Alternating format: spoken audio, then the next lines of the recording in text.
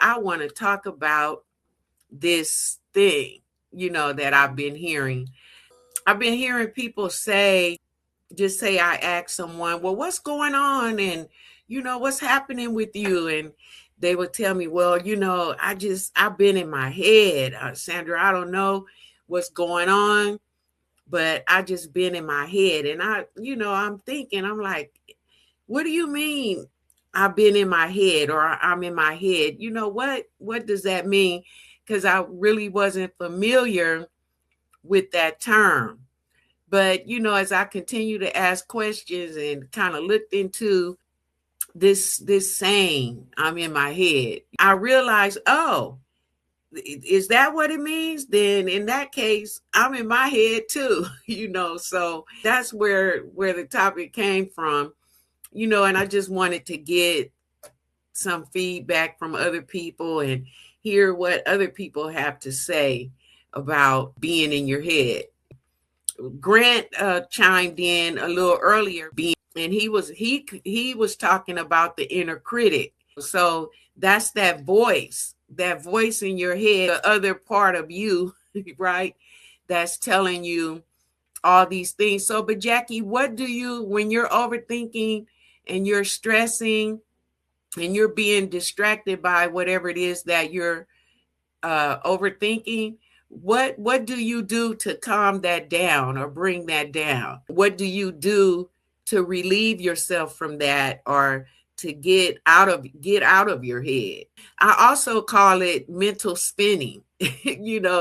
Like my husband might ask me, be like, well, what's going on? Why are you so deep in thought? And I would say something like, oh, I'm just having a mental spin, and I'm actually, now I know I'm in my head and I'm engaging my inner critic. Vicky says, I work out when I need to change my thoughts. Okay, so Vicky works out and it actually helps, right, Vicky? Jackie says, magnesium helps me calm down. Prayer helps, and watching funny stuff to change my mood. A nap helps too. Okay, Jackie, when I came from surgery, I was saying, and I had all of this time that I spent on YouTube watching all the videos and watching all the cancer survivors and all the people who were and still are living with an ostomy. I thought I had it all together, and I was ready to come home. And when I came home, the overthinking started, and I was in my head about, well, what's going to happen when I get out in public and my ostomy is making noise? What am I going to do? And the thing about the ostomy noise and overthinking and being in my head and listening to my inner critic at that time was the fact that I'm a woman. I was always raised to be ladylike. So the thought of passing gas in public out loud where people could hear it, it just didn't sound and feel good to me, coming from a woman or coming from a lady. I used to overthink a lot about that, but that was one thing that before I was, out in the public, I was thinking, oh my goodness, I was really having a mental spin about that. So, has anyone ever had a moment where they were just in their head besides what Jackie and Grant shared?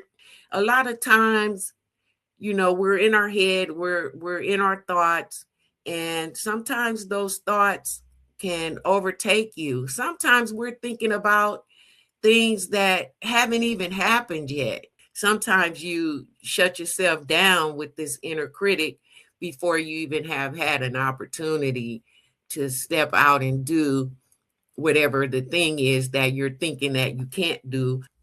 The inner critic can be positive or the inner critic could be negative, I would think.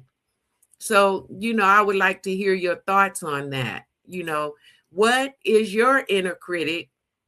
Do you even believe that there is a such thing as an inner critic? And if you do, what is your inner critic saying to you right now. Kitty K say at 50, I'm learning to retrain my thinking a lot. Yeah, yeah. Because I would think that, as we get older, as we progress and mature in our age, our thought processes are changing. And maybe we do have those moments where, or we're thinking too much about it could be how we look, how we come across to other people. So yeah, we do have a lot of pondering and thinking, and sometimes the voice in our heads will tell us things that may not even be true, or it hasn't even happened yet, or it's just excessive thinking when that energy could be spent on something more fruitful. But it's so easy to get off into these deep thought processes that can make us spiral out. And so for me, no matter what happens when I'm having those moments where I'm in my head, I'm definitely not going to stay there unless it's a good space to be, because sometimes being in your head can be a good thing too. So yeah, the overthinking, the inner critic, the in your head, it could be an enemy for sure if we don't utilize the skills that we know that we have to mitigate that.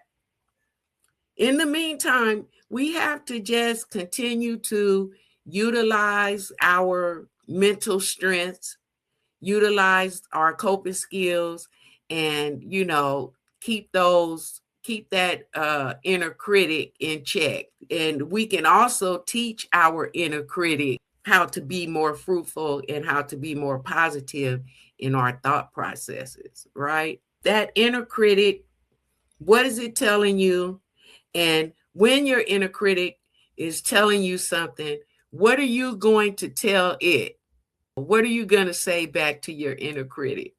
In the meantime, keep that inner critic in check, right? No overthinking, no being hard on yourself. We're giving ourselves grace and compassion this week. Amen.